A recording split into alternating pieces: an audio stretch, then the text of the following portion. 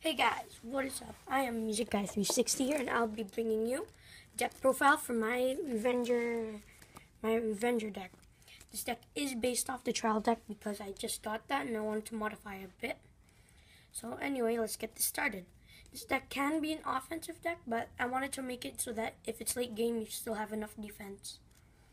So our starting Vanguard is Spinbow Revenger, and you can want Spinbow as a defensive way to keep yourself up in cards, because the ability is when your Vanguard has limit break, put him into this hole and draw a card.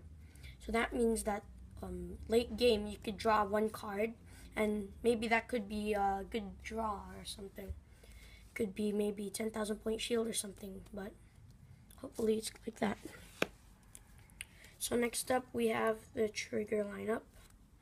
We have 4 crits, 4 stands, 4 draws, and 4 heals. Yes, I went for the standard trigger lineup that comes in the trial deck. The reason for that is because, everything else is standard, but the stand triggers kind of went out. For some reason, people don't really expect that. I'm playtesting with it, and I love standing up my units because it always makes it so that the opponent has less cards in their hand to guard with the next turn. They could get it back with Twin Drive and stuff like that, but just that stand trigger and another attack. If the attack's powerful enough, you can really bring them down to maybe even 0 cards for that matter. So next up, we have our 10k front row attacker, which is Masquerade. Then we have Baal Rebirth. He's the basic counterblast one, gain 1000. Then we have our defensive Vanguard, or grade 1 Vanguard.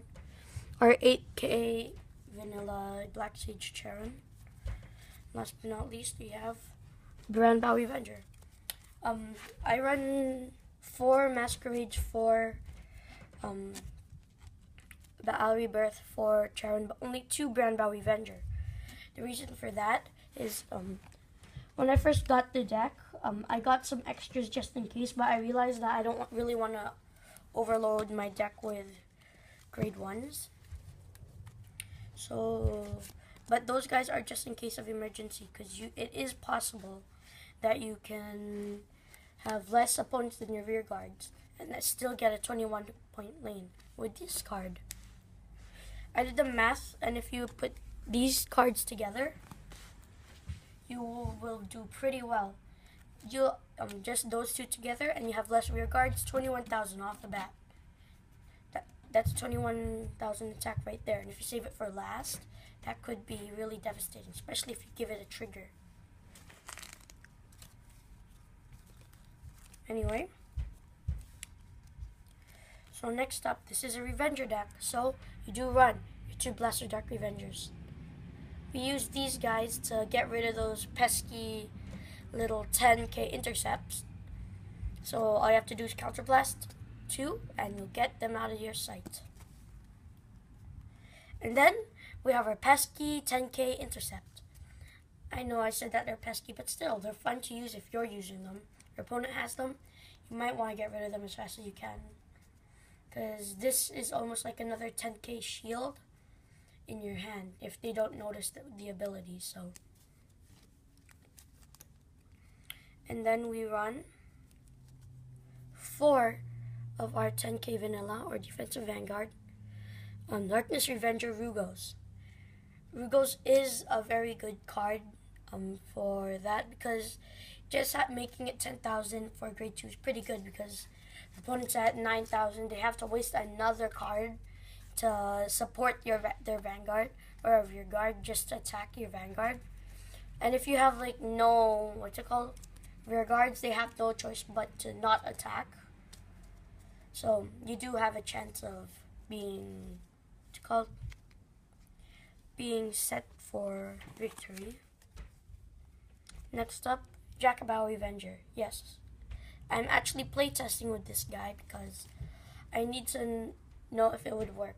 Its ability is when when this unit attacks, if Shadow Paladin Vanguard rear guard has limit break 4 plus 3,000 until end of battle. I'm thinking of using this guy as a front row attacker when I have people like Mordred Phantom or Venomous Breath Dragon out. But if I don't, then he's still a great 8,000 attacker. Well, what's awesome about this is even if it's if it has it doesn't even have to be the Vanguard with limit break. You could put Venomous Breath Dragon in the rear guard and this ability would still activate. Last but not least, I'm running one Masquerade. I only have one, so I don't know how this would affect my deck, but pretty sure it would really affect it. This is the card that I would use for getting my getting my Mordred Phantom Superior Call, because already by just doing that you have 16,000 off the bat. So I think I would save him and keep him there. Now on to grade 3s. I run 4 Ladybirth Revenger Aron. That's the standard Counterblast 1, gain 3,000. 2 Venomous Breath Dragon, the basic limit break and get 5,000. Last but not least, Mordred Phantom. Counterblast 1 to Superior Call 1 card to the rear guard with 5,000 extra power. Sadly, I do only have one Mordred Phantom. I'm hoping to get more someday, but till then, sadly, I only have one. Well, that is it, guys. That was my whole deck profile on my Shadow Paladin Revenger. If you don't know what Vanguard, Cardfight Vanguard is, please check out their channel. I don't know how to put stuff in the description yet, so I'll just say the name. Just search up Cardfight Vanguard. Search up Cardfight Vanguard on YouTube, and you'll see a whole bunch of stuff. There's also an anime about it, and it's English dub if you guys are like that. If you guys want to watch in Japanese, there's English sub for Japanese, or just Japanese. Anyway, thank you for watching, and I'll see you guys all later. See ya!